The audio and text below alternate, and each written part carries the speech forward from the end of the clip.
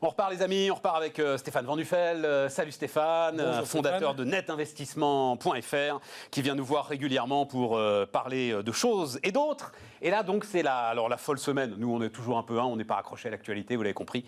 On prend le temps de réfléchir. La folle semaine des cryptos, moi j'ai appelé ça le piège des cryptos. Alors, donc, tu es en contact, toi, avec des investisseurs, hein, Stéphane, avec des clients, voilà, tous les jours. Comment est-ce que tu vois les choses? Comment est-ce que tu vois ce qui s'est passé, là, sur les 15 derniers jours? Et donc, cette baisse de combien? 30-35% à peu près Ça dépend de la crypto, parce qu'il y en a plusieurs. Mais en gros, sur le Bitcoin. Pour les grosses, de toute façon, elles sont toutes corrélées. Ethereum, Bitcoin, on va dire à peu près. Voilà, 30-35%. Voilà, 30-35%. Ce qui fait finalement un gros crack, quoi, mais pas non plus l'effondrement qu'on aurait pu redouter. Alors, mais vas-y. Je suis d'accord avec toi, avec une spécificité, mais qui change tout dans l'esprit des gens. Et justement, je pense que c'est le propos. Et même si je ne suis pas du tout d'accord avec l'appellation piège du Bitcoin. Tu vas voir, je t'expliquais. Voilà, mais j'attends qu'on ne soit pas d'accord, comme d'habitude.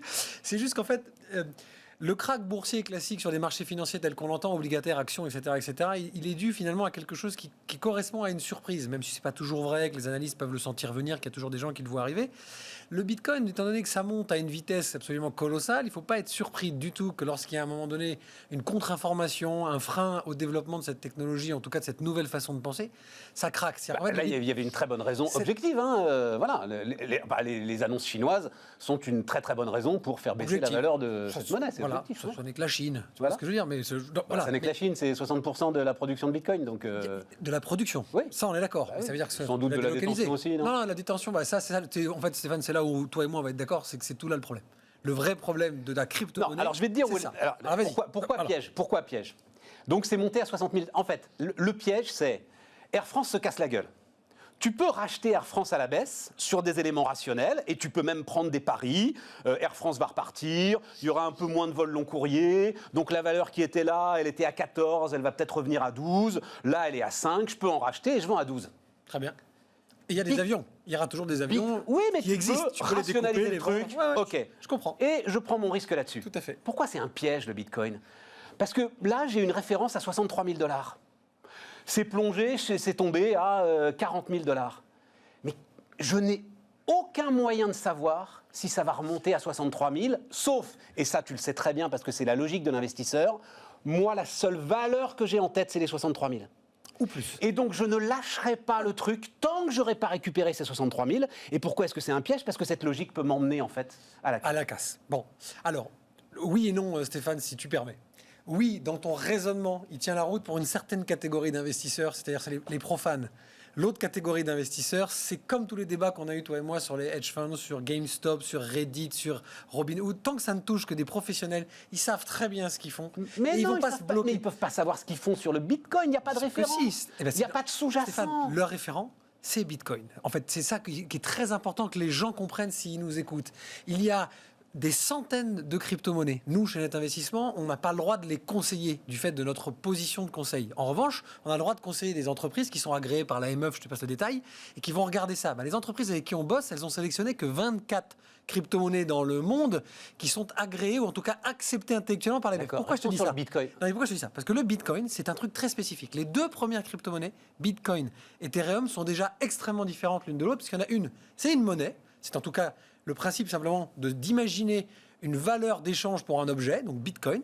Ethereum, c'est une technologie qui permet de créer des produits avec une valeur. Non, mais là, tu rentres dans Stéphane, des détails qui n'ont aucun... C'est pas une monnaie, il n'y a pas de valeur d'échange. Si, Stéphane, à partir du moment où sur Amazon, tu peux payer en Bitcoin... Mais tu payes en Bitcoin transféré en euros, c'est comme au Club Med, alors à ce moment-là, les jetons du Club Med, c'est une monnaie. Quelle est la valeur de refuge de l'euro? Qu'est-ce qui donne la valeur de l'euro, Stéphane? Qu'est-ce qui donne la valeur de l'euro? Qu'est-ce qui donne la valeur de l'euro? Des États européens. Non, en le dollar. l'occurrence...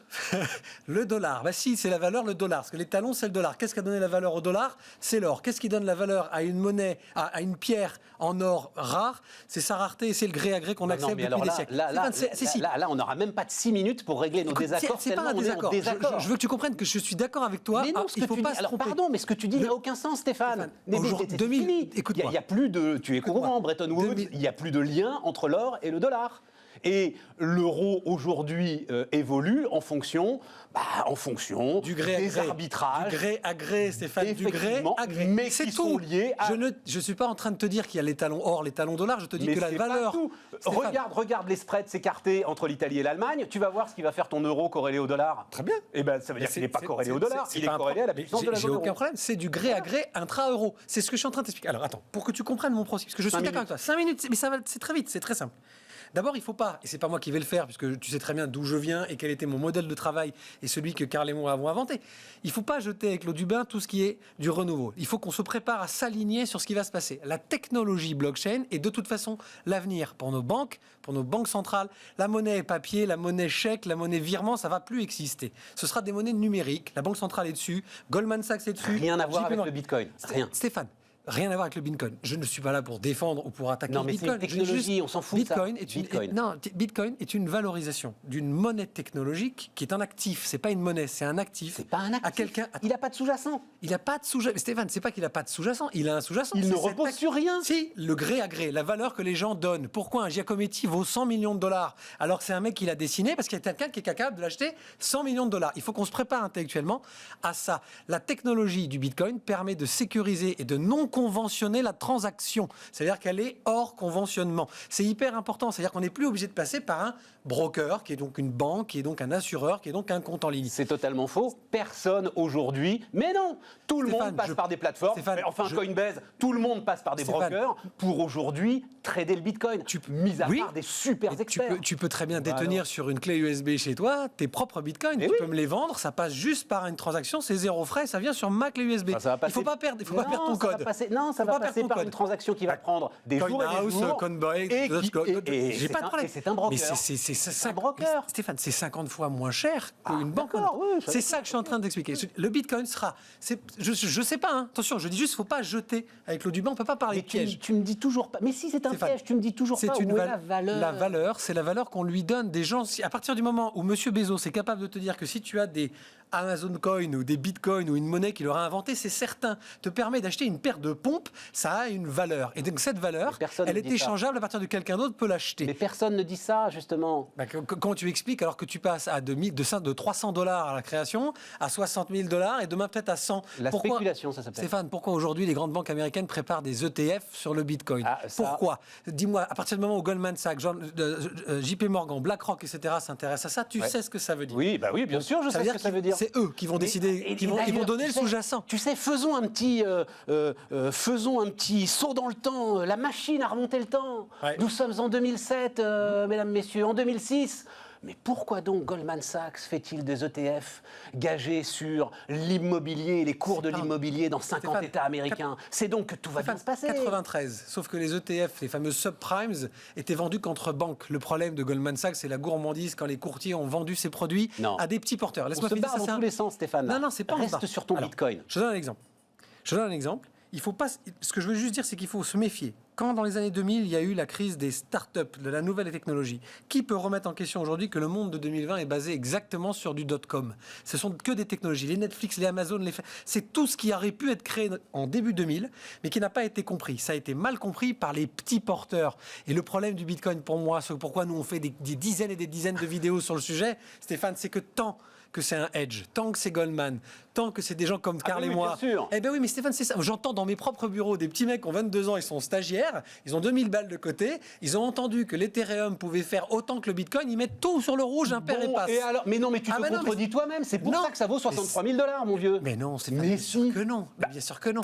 C'est bien parce que l'ensemble de ces gens-là, partout dans le monde, ont été pris d'une envie, et pourquoi pas, d'acheter un ticket de loto, c'est très bien. Stéphane, c'est pas ça qui explique que ça vaut 63 000 $. Ça explique que ça monte de plus 40, de moins 30, de plus 25. C'est la spéculation, Stéphane, le problème de cette chose. Le cas GameStop dont on avait traité. Ce qui revient au même. Le problème, c'est la spéculation, c'est la cupidité. Et donc, je sais toujours pas quelle est... Stéphane, encore une fois, je reprends mon exemple, Air France. Ouais. Je sais combien il peut y avoir de chiffre d'affaires à un instant T. Je peux modéliser une reprise du trafic ou pas, etc. J'ai des éléments rationnels sur lesquels... Je peux me planter, mais j'ai des éléments rationnels. Bitcoin, je n'ai rien. Je ne dis pas qu'il ne faut pas le faire, mais je dis c'est un jeton de casino. Et c'est pour ça que c'est un piège, parce que maintenant que c'est monté là-haut, L'ensemble de ceux, évidemment non professionnels, qui en ont acheté, vont attendre que ça remonte et ne seront plus. Et même quand ça remonte, en fait, tu ne sais plus quand C'est pour ça que je t'invite vraiment. Tu ne sais plus quand acheter. C'est pour ça que je t'invite à te pencher sur l'idée que. Je te dis ça, je ne suis pas un voyant. Je dis juste qu'il ne faut pas se fermer la porte. Le but de Bitcoin, et quand tu discutes avec tous les spécialistes qui sont des techniciens. Attends, Stéphane. Depuis 2013, Bitcoin sera la monnaie étalon. C'est Bitcoin qui sera. Mais c'est le but. C'est quasiment la seule qui est limitée en volume. C'est-à-dire quand on sera arrivé au bout du volume de ce que tu peux extraire, quelque part tu auras le maximum de matières premières sur lesquelles se baseront toutes les autres valeurs. Et si les gens qui s'intéressent à ça ne prennent pas le temps de regarder la différence entre toutes les crypto-monnaies et quel est le sous-jacent, Ethereum par exemple a un sous-jacent technologique, une espèce de marketplace technologique. Donc là, ça irait dans ton sens de ton exemple d'Air France. Moi, c'est mon choix personnellement. S'ils veulent le savoir, c'est plutôt sur celle-là que je parie, pas sur Bitcoin. C'est le but. La question, c'est de me dire que ce sera la monnaie de référence. Mais c'est pas pour autant qu'elle est logique. Pourquoi l'or a telle valeur, Stéphane? C'est parce qu'on s'est mis d'accord sur la valeur de l'or. Stéphane, mais je comprends rien. Stéphane, tu sais quoi? Mais je t'aime bien, c'est vivant. Grâce à toi, il y a 10 ans. Non mais grâce à toi, il y a 10 ans, j'ai dit sur un plateau qu'on allait digitaliser la gestion de patrimoine. Tout le monde a dit, on comprend rien, c'est pas possible, les gens le feront jamais. Ah non, tu rigoles ou quoi? On t'a accueilli, on a fait 3 minutes pour convaincre. Toi. Donc ça veut dire que je suis pas complètement obtus, tu vois, comme garçon. Réfléchis juste à ce que je t'ai dit. Ne te bloque pas simplement sur Bitcoin, part du principe que le gré à gré, Stéphane, reste la valeur numéro 1. Ça, c'est un truc, ça me permet de dire un truc.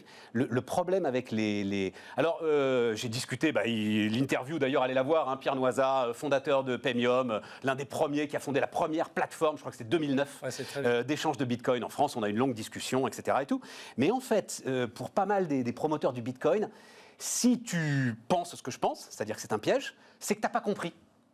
Ils n'imaginent pas qu'on puisse parfaitement tout intégrer et tout comprendre, les mecs, aucun problème. Certains d'entre vous étaient même pas nés, vous voyez le sujet. Stéphane, c'est pas et moi. Que juste, on trouve que c'est un piège. Te méprends pas d'abord, parce que tu sais très bien que j'ai beaucoup de tendresse pour toi, donc je me permettrai pas.